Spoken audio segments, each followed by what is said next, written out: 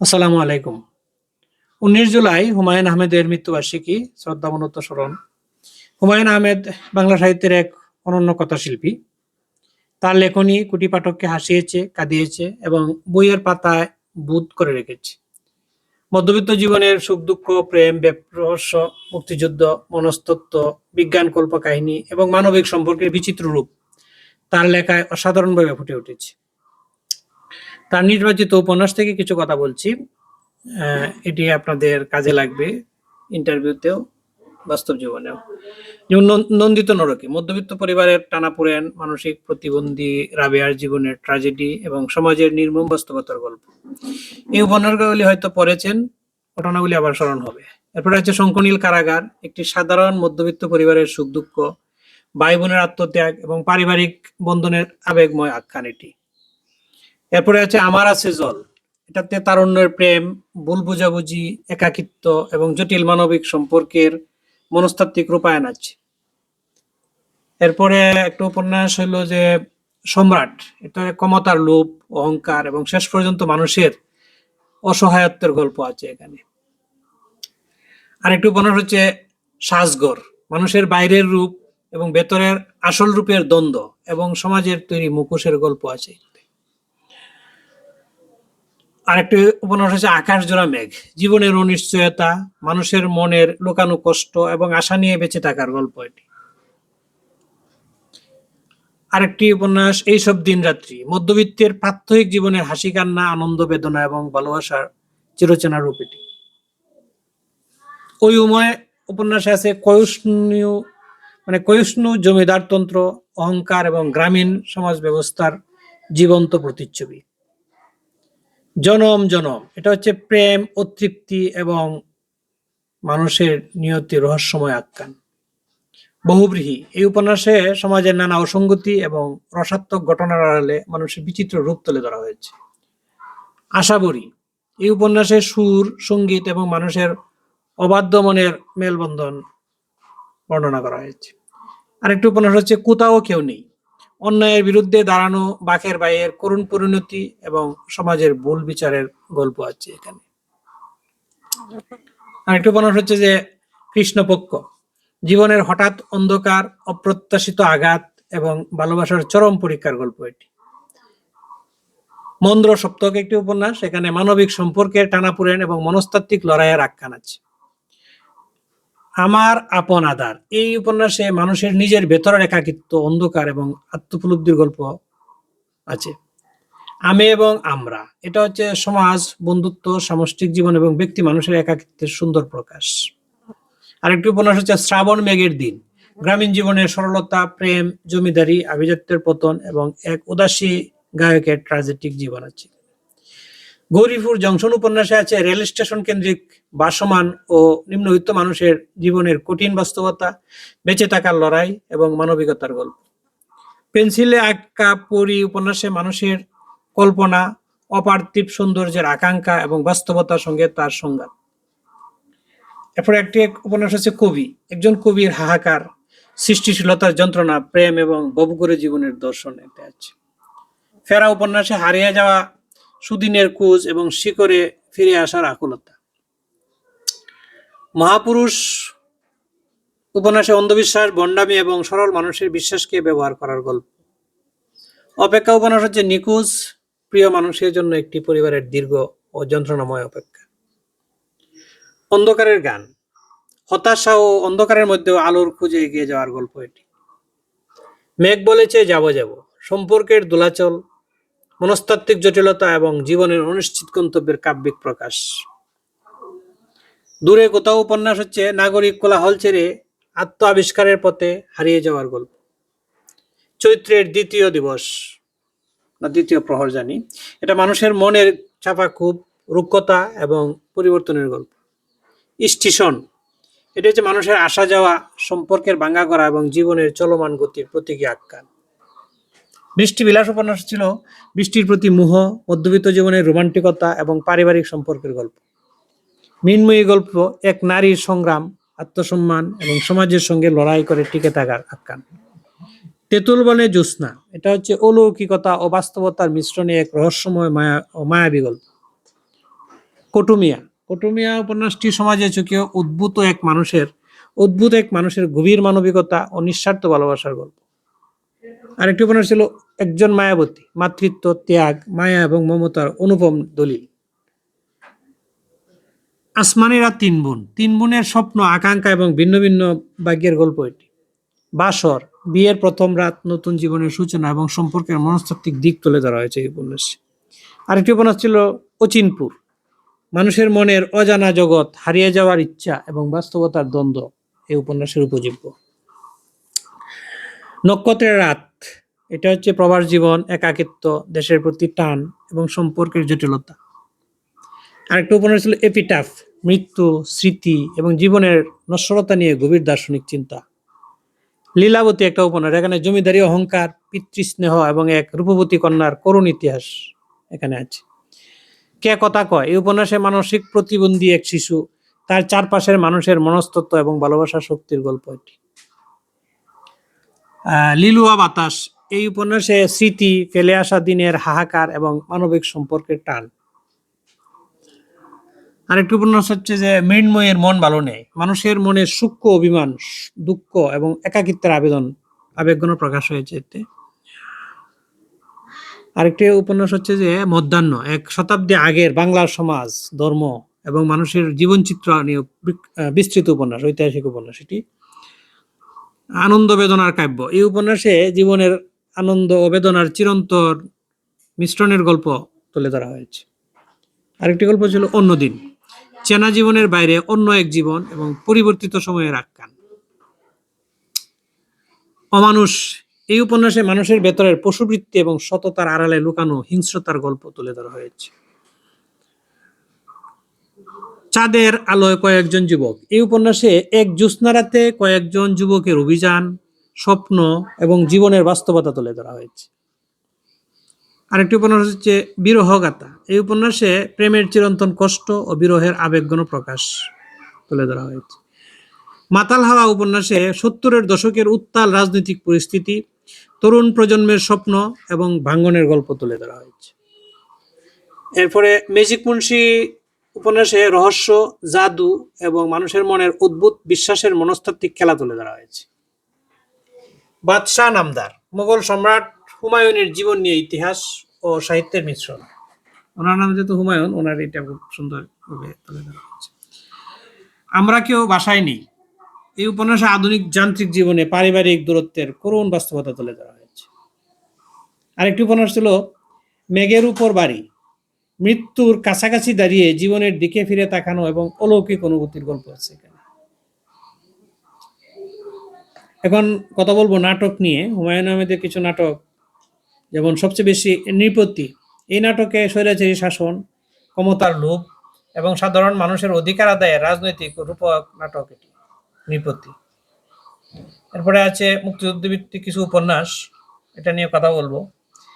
যেমন সৌরভ, অবরুদ্ধ ঢাকা শহরে মুক্তিযুদ্ধকালীন মানুষের ভয়, আশঙ্কা এবং দেশপ্রেমের গল্প এটি। আগুনের পরশমণি, এটিও মুক্তিযুদ্ধ ভিত্তিক নাটক, একটি সাধারণ পরিবারের গেরিলা যোদ্ধাকে আশ্রয় দেওয়া এবং দেশের জন্য ত্যাগের অসামান্য আখ্যান। এরপরে অনিল বাগচির একদিন, এই এটিতে আসলে মৃত্যুর মুখোমুখি দাঁড়িয়েও একজন সাধারণ মানুষের অসাম্প্রদায়িক যে চেতনা, সাহস এবং দেশপ্রেম, সেই গল্প এখানে আছে। 1971 উপন্যাস, একটি গ্রামের মানুষের উপর পাকিস্তানি বাহিনীর বর্বরতা, প্রতিরোধ এবং আত্মত্যাগের আখ্যান। শ্যামল ছায়া, এইটায় নৌকায় করে মুক্তাঞ্চলের দিকে যাত্রা করা একদল মানুষের বেঁচে থাকার লড়াই ও আশার গল্প এটি। এরপরে জ্যোৎস্না ও জননীর গল্প, এটা মুক্তিযুদ্ধের ইতিহাস ও সাহিত্যের এক মহাকাব্যিক সমন্বয়। জ্যোৎস্না ও জননীর গল্প, বর্তমান সরকার এটিকে প্রমোট করেছে। দেয়াল, বাংলাদেশের রাজনৈতিক ইতিহাসের উত্তাল সময় এবং বঙ্গবন্ধু হত্যাকাণ্ড পরবর্তী প্রেক্ষাপট নিয়ে রচিত উপন্যাস দেয়াল।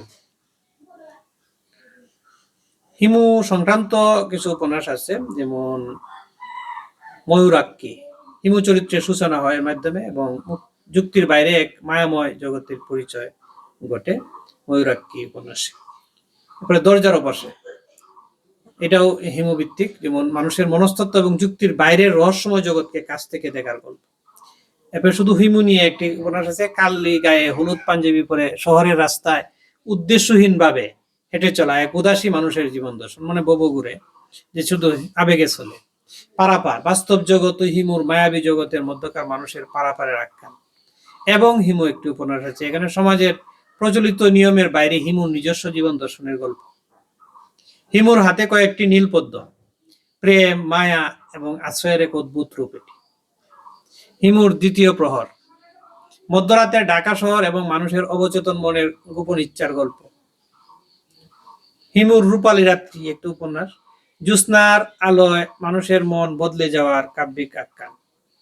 একজন হিমু কয়েকটি ঝিঝি পোকা, নীরবতা, প্রকৃতির রহস্য এবং মানুষের একাকিত্বকে হিমুর চোখে দেখে।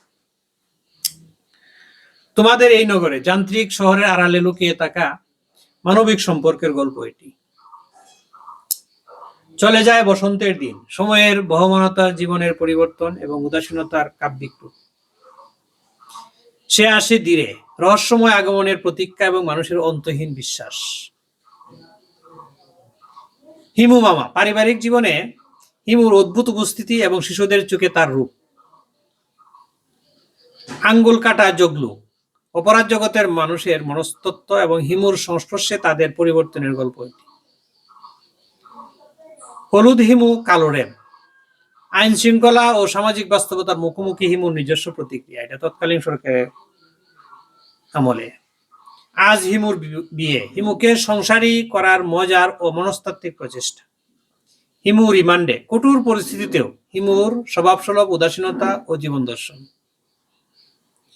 হিমুর একান্ত সাক্ষাৎকার ও অন্যান্য, হিমুর নিজের ভাষায় তার জীবন দর্শন ও চিন্তা ভাবনা। হিমুর বাবার কথামালা, হিমুকে মহাপুরুষ বানানোর জন্য তার বাবার কঠোর ও অদ্ভুত নির্দেশনা। হিমুর মধ্য দুপুর, প্রখর রোদে শহরের বুকে হিমুর হেঁটে চলা এবং জীবনের রুক্ষ বাস্তবতা এটি। হিমুর নীল জ্যোৎস্না, জ্যোৎস্নার আলোয় বাস্তবতা তুলে এক মায়াবী জগতে ডুবে যাওয়ার গল্প। হিমুর আছে জল, চোখের জল, আবেগ এবং মানুষের মনের গভীর অনুভূতির গল্প এটি। হিমু এবং একটি রাশিয়ান পরী, দেশীয় বাস্তবতায় এক বিদেশি চরিত্রের আগমন এবং হিমুর রসবোধ। হিমু এবং হার্ভার্ড পিএইচডি বল্টুয়াই, অতি বুদ্ধিমান মানুষের সঙ্গে হিমুর সরল ও উদাসী দর্শনের রসাত্মক দ্বন্দ্ব। এরপরে মিসির আলী সংক্রান্ত উপন্যাস হচ্ছে যে দেবী, অলৌকিক ক্ষমতা, অবচেতন মন এবং যুক্তির মধ্যকার মনস্তাত্ত্বিক লড়াই। নিশিতিনী, অবচেতন মনের রহস্য আরো গভীর হয়ে ওঠার গল্প। অন্য ভুবন, মানুষের মনের অজানা ও সমান্তরাল জগতের যুক্তি নির্ভর বিশ্লেষণ। নিষাদ, মানুষের লুকানো ভয়, অপরাধবোধ এবং মনস্তাত্ত্বিক জটিলতার গল্প।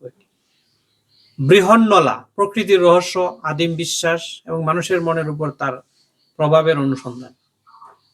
এরপরে আছে ভয়, মানুষের সবচেয়ে আদিম আবেগ, ভয় কিভাবে মানুষকে নিয়ন্ত্রণ করে তার গল্প এটি। বিপদ, চরম সংকটে মানুষের আচরণ ও মনস্তত্ত্বের পরিবর্তনের বিশ্লেষণ এটি। অনিশ, মানুষের অস্তিত্ব, একাকিত্ব এবং মনের জটিলতা বোঝার চেষ্টায়। মিসির আলীর অমীমাংসিত রহস্য, যুক্তি ও অলৌকিকতার মাঝখানে দাঁড়িয়ে থাকা কিছু অমীমাংসিত ঘটনার গল্প এটি। তন্দ্রাবিলাস, গুম, স্বপ্ন এবং অবচেতন মনের বৈজ্ঞানিক ও মনস্তাত্ত্বিক অনুসন্ধান। আরেকটি বই হচ্ছে যে আমি মিসির আলী, মিসির আলীর চরিত্র, চিন্তা ও আত্মপরিচয়ের গভীরে প্রবেশ। আর আরেকটি হচ্ছে যে বাঘবন্দি মিসির আলী, অপরাধীর বুদ্ধি এবং মিসির আলীর যুক্তির মনস্তাত্ত্বিক দাবা খেলা এটি। হরতন ইস্কাপন, ভাগ্য, জুয়া এবং জীবনের কাকতালীয় ঘটনার পেছনের মানসিক হিসাবে এখানে তুলে ধরা হয়েছে। এরপরে একটা আছে যে মিসির আলীর চশমা, দৃষ্টিভঙ্গি এবং মানুষের বিভ্রমের গল্প এটি। কোহেন কবি কালিদাস, প্রাচীন দর্শন, কবিতা এবং আধুনিক মনস্তত্ত্বের মেলবন্ধন।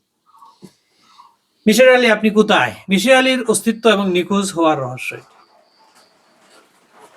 মিসির আলী আনসলভ, এমন কিছু রহস্যের গল্প যা শেষ পর্যন্ত অমীমাংসিত থেকে যায়। যখন নামিবে আধার, রহস্য, অন্ধকার এবং মানুষের গোপন সত্য উন্মোচনের গল্প এটি। আর শুভ্র সংক্রান্ত উপন্যাস আছে একটি, যেটা আসলে যেমন দারুচিনি দ্বীপ, একদল তরুণের স্বপ্ন, বন্ধুত্ব এবং দ্বীপে যাওয়ার আনন্দঘন গল্প এটি। আর রূপালী দ্বীপ, কঠিন বাস্তবতার মাঝেও শুভ্র সততা ও আদর্শ টিকিয়ে রাখার গল্প এটি। শুভ্র, শুধু শুভ্র নামে একটি উপন্যাস, পৃথিবীর মলিনতা থেকে দূরে থাকা এক খাঁটি ও বিশুদ্ধ মানুষের প্রতি। এই শুভ্র, উপন্যাসের নাম এই শুভ্রর জীবনের নানা বাঁক, নীরব প্রতিবাদ এবং সরলতার শক্তি। শুভ্র গেছে বনে, কোলাহলময় সমাজ ছেড়ে প্রকৃতির মাঝে শান্তি খোঁজার যাত্রা। হুমায়ুন আহমেদের বৈজ্ঞানিক কল্প কাহিনী ভিত্তিক কিছু বই আছে, যেমন শূন্য, ওমেগা পয়েন্ট, ইমা, দ্বিতীয় মানব এবং ওরা তিনজন বাংলা সায়েন্স ফিকশনের নতুন দিগন্ত তৈরি করেছে। এসব রচনা এলিয়েন, কৃত্রিম বুদ্ধিমত্তা, মহাবিশ্বের রহস্য, বিজ্ঞান এবং মানবিক আবেগ একসঙ্গে উঠে এসেছে। তার আত্মজীবনী ও স্মৃতিকথা আছে বল পয়েন্ট, কাঠ পেন্সিল, ফাউন্টেন পেন এবং রং পেন্সিল। হুমায়ুন আহমেদের নিজের জীবনের সহজ সরল স্মৃতিচারণ, এরপরে শৈশব, নুহাসপল্লী এবং তার স্বভাবসুলভ রসবোধের গল্প আছে এগুলিতে। এরপর আছে নিউ ইয়র্কের নীল আকাশে ঝকঝকে রোদ। এটাতে ক্যান্সারের চিকিৎসাকালীন প্রবাস জীবন, মৃত্যুর সঙ্গে লড়াই এবং জীবনের প্রতি গভীর আকাঙ্ক্ষার স্মৃতি কথা। হোটেল গ্রেভারিন, আমার ছেলেবেলা, হিজিবিজি এবং আপনারে আমি খুঁজিয়া বেড়াই, শৈশব, বাবা মায়ের স্মৃতি এবং নিজেকে নতুনভাবে আবিষ্কারের লেখা। লীলাবতীর মৃত্যু, প্রিয় সন্তানকে হারানোর পর একজন বাবার হৃদয়ের অসীম কষ্টের দলিল এই বই। নবীজি, মহানবী হযরত মুহাম্মদ সাল্লাল্লাহু আলাইহি ওয়াসাল্লামের জীবন নিয়ে লেখা একটি অসমাপ্ত ভক্তিপূর্ণ রচনা, তার শেষ জীবনের রচনা এটি। হুমায়ুন আহমেদ তার অসংখ্য সৃষ্টি, চরিত্র এবং গল্পের মাধ্যমে বাংলা ভাষাভাষী পাঠকের হৃদয়ে চিরকাল বেঁচে থাকবেন। তার বিধি আত্মার মাগফিরাত কামনা করছি। মহান আল্লাহ তাকে জান্নাতুল ফেরদৌস নসিব করুন। এবং তার আমরা যে মানুষের বিশেষ করে দুটি চরিত্র,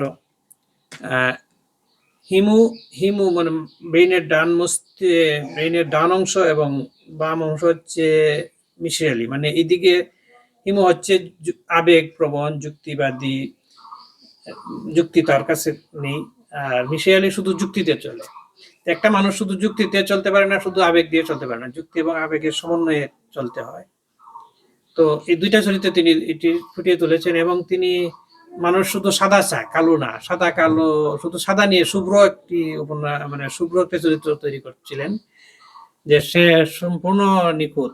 আসলে সম্পূর্ণ নিখুঁত হয় না সৃষ্টিতে, সাদা কালার মাঝামাঝি কিছু একটু ধূসর আছে, এটা হচ্ছে ভালো, মানে ওই মাঝামাঝি মধ্যম পন্থায় সবচেয়ে উত্তম, আমি এটাই বলতে চাচ্ছি। তো হুমায়ুন আহমেদ আসলে নিজে ব্যক্তিগত জীবনে উনি আসলে কিছু আসক্ত ছিলেন, যেমন উনি খুব ভালো একজন পরিবার পেয়েছিলেন, সন্তানাদি ছিল, কিন্তু তিনি আসক্ত হয়েছিলেন কোনো একজনের প্রতি। পরবর্তীতে আমার মনে হচ্ছিল যে, এবং তিনি আসক্ত ছিলেন ধূমপানের প্রতি। ধূমপান অনেক চেষ্টা করে ছাড়তে পারেননি, এবং ওনার মেয়ের বয়সী একজনের প্রতি, বিপরীত লিঙ্গের প্রতি আকৃষ্ট হওয়ার ফলে কেউ কেউ বলেন যে ওনার মানে দীর্ঘজীবন না হওয়ার পিছনে এটা একটা কারণ হতে পারে কিনা। যাই হোক, অনেক বুদ্ধিজীবী কবি সাহিত্যিকাই বেশি দিন বাঁচে না, তারা তাদের এর জন্য, সেটা বিতর্কিত বিষয়। আজকে আমি এই পর্যন্তই, তার মৃত্যুদিনে তার কামনা করছি। ধন্যবাদ সবাইকে।